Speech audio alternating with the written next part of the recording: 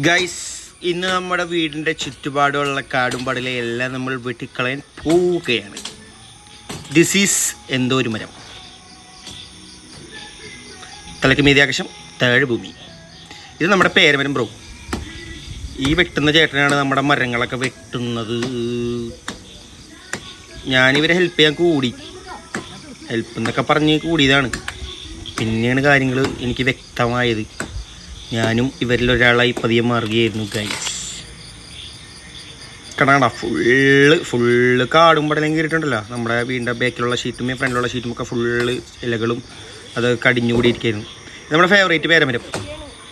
ഈ പേരമരം നമ്മൾക്ക് ഒത്തിരി പേരൊക്കെ തന്നിട്ടുണ്ട്. അപ്പോൾ ഇത് വെട്ടുമ്പോൾ എൻ്റെ കണ്ണുകൾ രണ്ടും നിറഞ്ഞുകൊണ്ടിരുന്നു. Rest in piece.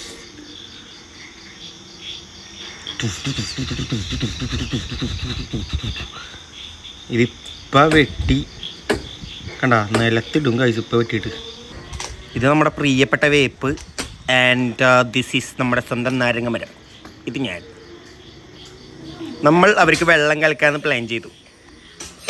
നമ്മൾ എന്നിട്ട് അവർക്ക് വെള്ളം കലക്കാനുള്ള നാരങ്ങയും ബാക്കി സംഭവങ്ങളും പഞ്ചസാരയും എല്ലാം സെറ്റ് ചെയ്തിട്ട് നമ്മൾ വെള്ളം കലക്കി. ഞാൻ വെള്ളത്തിൽ കുടിച്ചു. റെസ്റ്റ് ഇൻ പീസ് മൈ പേരമരം. Love you so much.